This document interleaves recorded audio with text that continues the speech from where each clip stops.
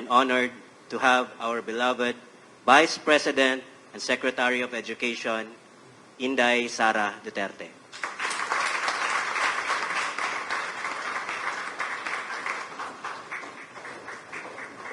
Thank you. Please take your seats.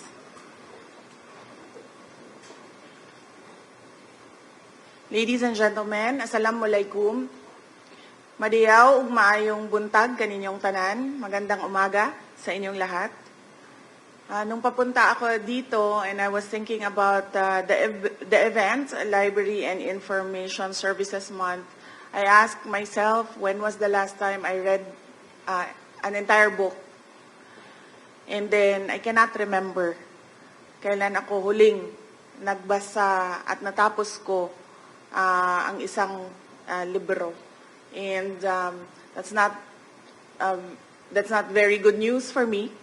Pero I was thinking about what good news to share with you on this day that our country should be thankful for. And naisip ko, I wanted to share with you what is happening in Davao City. Noong una ako naging mayor, lagi kaming nananalo ng best library sa Davao City. And I've never visited the library until I was told na nanalo nga sila, and I wanted to congratulate the staff for their effort in making sure that their work is recognized. So pumunta ako doon sa library namin. I've not much seen best big libraries. Ang nakita ko lang naman na libraries noon ay mga libraries ng mga eskwelahan na napasukan ko. And nung napasok ko yung library, Davao City Library, nakita ko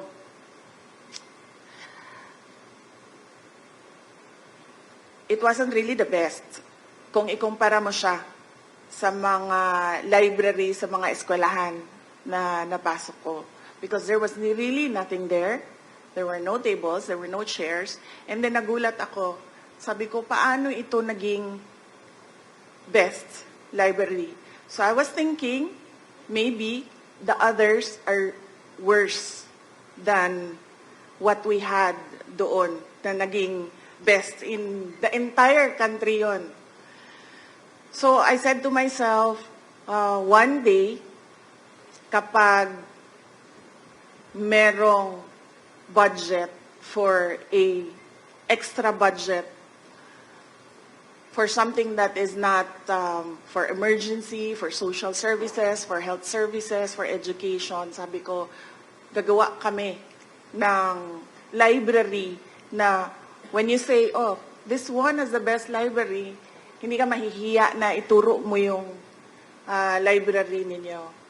And so, in my third term as mayor, nakahanap kami ng budget, kulang siya, humanap kami ng partner.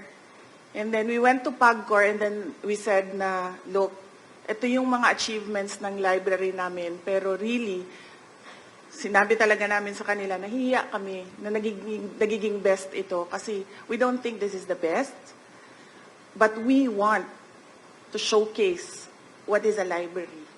So during my third term as mayor, we partnered with PAGCOR and we came up with a library. I've not been there kasi naabutan siya ng end term ko before siya na-open. But some people that I meet that are not from Davao, they've been there and they say that it is worthwhile to really visit because it is something else, sabi nila. I think it's 5 stories and it's now something that is of use, of good use para sa mga learners namin sa Davao City and all Davao City residents.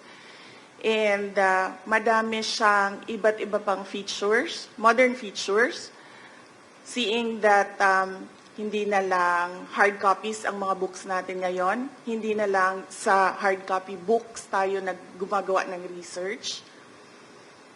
And meron siyang coffee shop sa pinakataas daw, sa roof deck. I've seen the plans noon, but I've never seen it with my own eyes. Meron daw siyang coffee shop. And then I can remember noon, tinanong ko sila, sabi ko, bakit sa design ninyo, bakit may coffee shop dyan sa roof deck? And then they answered, the team, the TWG team said, oh, that is important for a library. Kasi, madami sa mga tao, they need a break. And many, kapag they need a break, they talk to each other. So, nababother nila yung ibang tao doon sa loob ng library, reading, researching, studying. So sabi nila, that is a very important feature ng isang library where you can take a break na pwede ka makipag-usap, makipagkwentuhan, makipag-discussion nang hindi mo naaabala yung ibang tao. So that is something that I am really proud of for Davao City and something that we should be thankful as a country dahil kapag hopefully nanalo siya ulit as the best library in the Philippines, hindi na tayo mahihiya na when we say na we are from the Philippines and this is our best of the libraries that we have there. Thank you for your invitation for me to participate in this 32nd Library and Information Services Month. I am truly happy to be with you, all of you here this morning. And it is an honor to be invited. And it is my pleasure to help kick off the observation of the month. And may I congratulate the National Library of the Philippines and everyone here today who are representing libraries across our country for the inspiring work you are doing as literacy partners of the Department of Education. While I have seen how some Philippine libraries have evolved through time to keep up with technology and the exchange of information that travels at the speed of light, our libraries have protected the foundations upon which they are built. You have maintained the integrity of libraries as learning hubs for Filipinos, offering the public relevant, verified, reviewed, truthful, and reliable information. This is not an easy task, not in this day and age. Today, we are virtually swimming through a vast, endless ocean of digital information. And just like an ocean, the information that can be had through this digital information is breathtaking as it is abundant. But it is not without dangers. Those waters are often perilous, like the deep blue sea. The digital world has an ecosystem that, if not managed well, if not utilized well, may confuse the public, steal away the quality and truthful information, contribute to miseducation, and lead them right through down its darkest path. We have seen how accessibility to online information has diluted depth and quality, or how convenience watered down hard work, diligence, and thirst for knowledge. There is an over-reliance on digital platforms as a source of information. This encompasses sectors, gender, age, and class. Ang sabi nila, which is true for me at sa mga anak ko, i-google mo na lang yan. And this is very true because almost every day when I hear a word na hindi familiar sa akin, ang sasabihin ko sa anak ko, Shark, paki-google mo nga ang word na ito. And she would say, I'm doing it right now because I'm curious as well. And this is true across the country. And true enough, you only need Google, and all the information you supposedly need would come streaming before you in seconds. You only need to click a link that you think is relevant, you feel is relevant, but not sure if it is relevant. But that's not a problem. You can find another link if you are unsure, and then another, and then another, and then another. The next step is to highlight the text. Control plus C to copy, press Control plus V to paste, and that's it. Research is done. Whether the information was reliable or not, it's not a guarantee. And I find this part of technology worrisome. As a mother of 3 young children with access to technology and online information, I am aware of the possibility of them wandering around the dark side of the online world. Meanwhile, at the library, you have to go through a process as ancient as time. At kahit saan ka tumingin, makikita mo ang mga poster na may nakasulat na silence in bold letters. And this is the reason why libraries should have breakout rooms. There are sections with computers offering online information, but you are at the library for the books. And sometimes you may find yourself lost in the middle of a labyrinth of reading materials, literally and figuratively. I don't want to be misunderstood. I am not demonizing technology and digital information. The Department of Education is in fact cognizant of its role in improving the learning experience of Filipino children, and we recognize our private partners who are committed to assisting DepEd.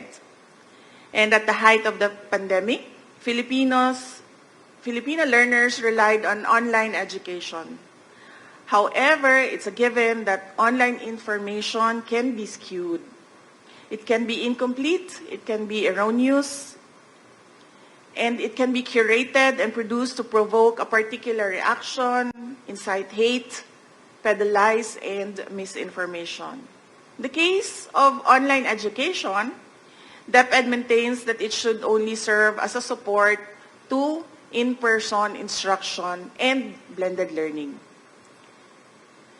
And this brings me back to the relevance of advocating for the importance of libraries, given that they are founded on the idea of a real community organizing a wealth of information and serving for the personal enrichment of the people. This is our weapon against misinformation, against inciting hate, against peddling lies. Because here in libraries, we are assured that information is real, accurate, and correct. As a repository of knowledge, libraries plays a crucial role in ensuring that our people are well informed, making them assets to our schools, communities, and nation. During the pandemic, with the shutdown of schools in Davao City, the Davao City Library launched Share a Book for people undergoing quarantine at temporary treatment and monitoring facilities. The Davao City Library also continued the implementation of the book lending program to give community children education activities while the city was on lockdown. Through the Davao City's mobile library, a bus loaded with books and other reading materials, books were delivered to the barangays, and children were asked to choose which books they want to read. We know that the National Library of the Philippines has spearheaded outreach activities in public schools, organized storytelling activities, and reading challenge sessions, puppet shows, and other activities that show your commitment to promoting intellectual freedom, access to right information, and infinite learning continues to enrich the minds of Filipinos.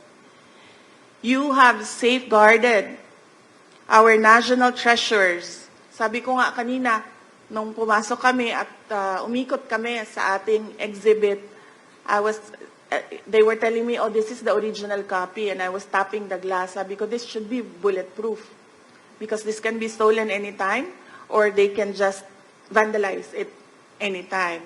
And then they said that they're working on that. No?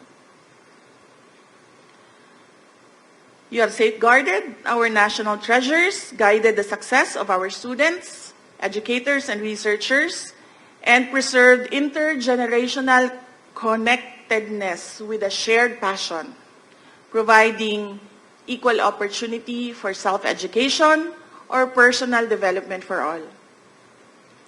May this gathering, the month-long celebration and commemoration, deepen the importance of our libraries in connecting various communities and enabling inclusive social developments. And may you continue to ensure that libraries are safe spaces for Filipinos, especially for our children to learn. Lastly, may I say that the magical world of knowledge hidden in every library can be genuinely unlocked if one has mastered the Dewey Decimal System. And, of course, I'm sure it's digital now, hopefully, but don't forget your library cards.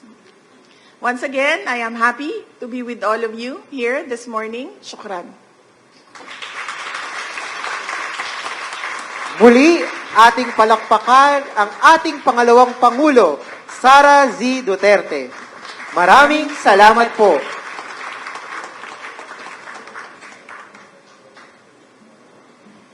Sa puntong ito, inaanyayahan natin ang ating pangalawang Pangulo para sa isang photo opportunity kasama sina Director Cesar Gilbert Q. Adriano, Dr. Rene R. Escalante, Chairperson of the National Historical Commission of the Philippines and National Commission for Culture and the Arts, Honorable Edgardo B. Quiros, Assistant Director of the National Library of the Philippines, and Professor Salvacion M. Arlante, Head of the NCCA, and please.